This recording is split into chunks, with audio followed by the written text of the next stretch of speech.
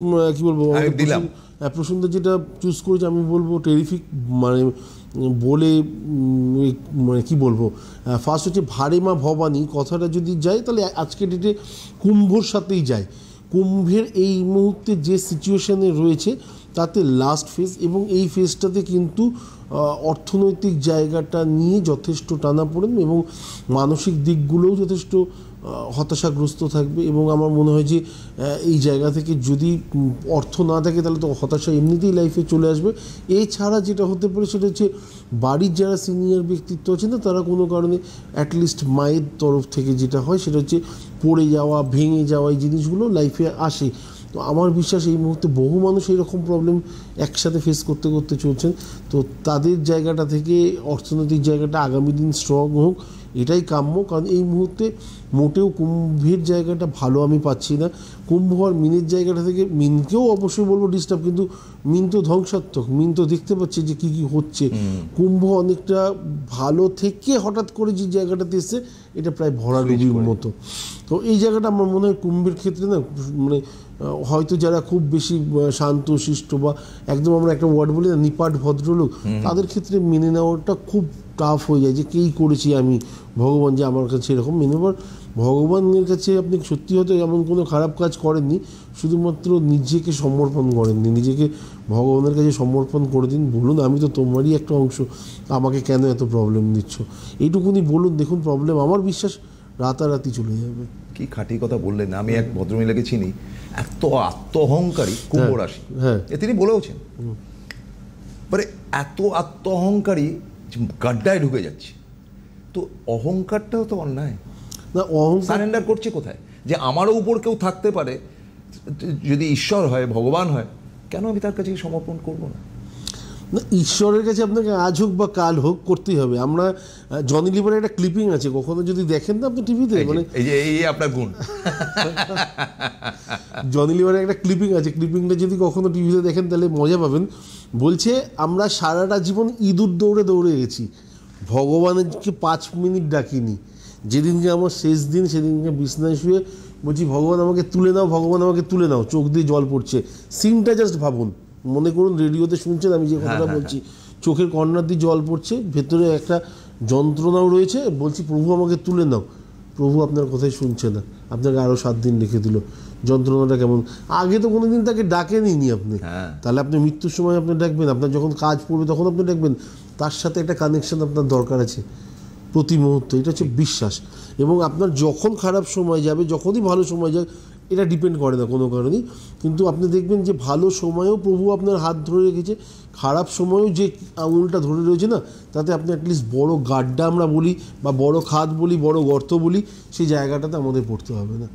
এটা দৃঢ় বিশ্বাসের সাথে যে মানতে পারবেন, দেখবেন দেবাচার্যের কথাটা কতটা সত্যি। একদম আমি মানছি, একদম বাস্তব। এটা অসম্পূর্ণ, অসম্পূর্ণ মানে ইনকমপ্লিট একদম। আমাদের অনেক সময় অনেক টেনাসিটি নিয়ে আছে, দেবাচার্য আমাকে চার্জ করে দিয়েছে, আচ্ছা ঠিক আছে, বললেন যে ভাই আমি তোমাকে প্রতিকার দিলাম, তুমি তোমার কাজ হবে। বললাম যে ঠিক আছে, আমি স্টার্ট করলাম, ধাপ করে বন্ধ করে দিলাম। এই যে অসম্পূর্ণতা, এটাই উদাহরণ হিসেবে বললাম, অসম্পূর্ণতা এটা আরও খারাপ। একদম। মোটিভেশন ম্যাক্সিমাম 24 ঘন্টা কাজ করে।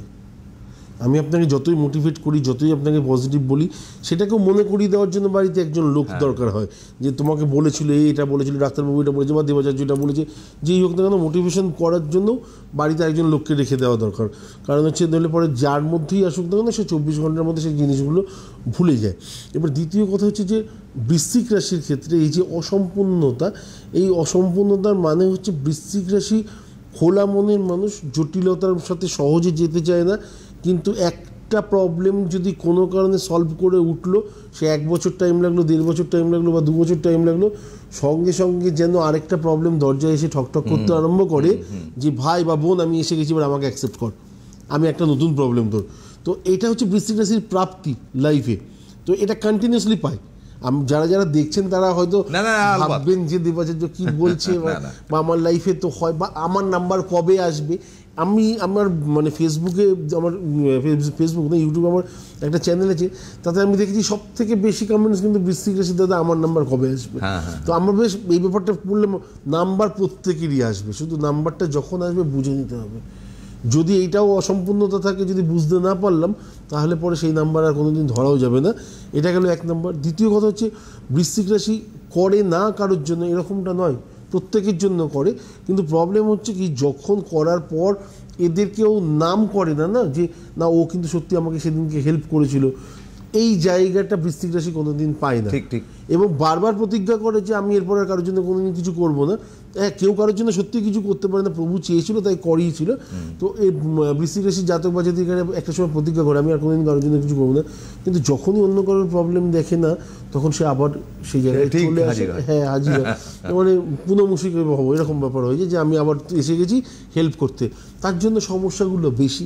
লোকের লাইফের প্রায়োরিটি দিয়ে লোকের লাইফের প্রবলেমকে সলভ করতে গিয়ে নিজের লাইফটাকে অনেক সময় কী বলবো দেখা হয়নি ঠিক করে। তো সেই জায়গা থেকে অনেক সময় প্রবলেমগুলো বাড়ে। তো তার জন্য আমার মনে হয় বৃশ্চিক রাশির মধ্যে অসম্পূর্ণতা একটা থেকে যায়।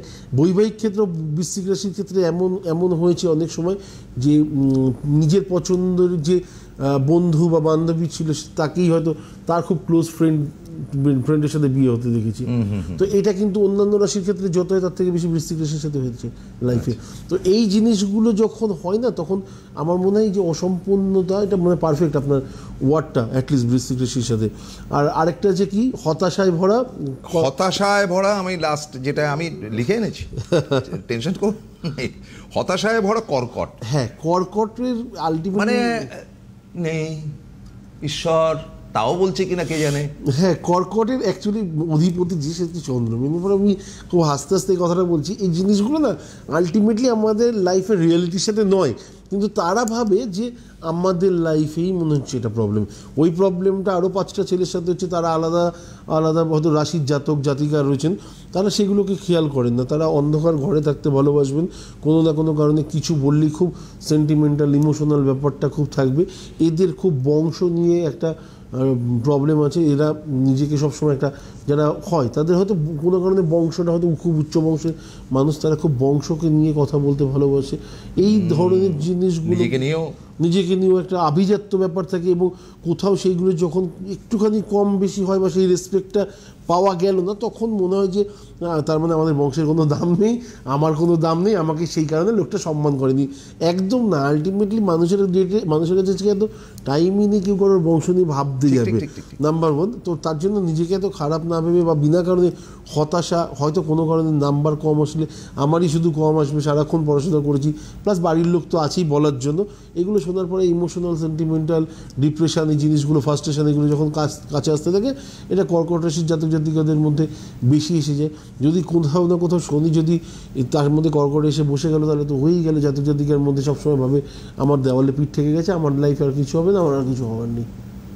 আপনি তো বিভিন্ন হরস্কোপ দেখেন, আপনার টুকরো কথা থেকে আমি গ্রহণ করলাম, কারণ আমি জানি যে আপনার মিনিংগুলো ওই একটা বংশানুক্রমিক কথাটা বলেছে, ছুঁয়ে যায়। বিখ্যাত ক্রিকেটার, ভারতবর্ষের অধিনায়ক ছিলেন, দল থেকে বারবার বাদ পড়েছেন, চ্যালেঞ্জ করে ফেরত এসছেন, একেবারে ক্রিকেট বোর্ডের শীর্ষে গেছেন, ছেটে সরিয়ে দেওয়া হয়েছে, টেলিভিশন প্রোগ্রাম করছেন, সেটা থেকেও এখন নেই, বাংলার সঙ্গেও নেই।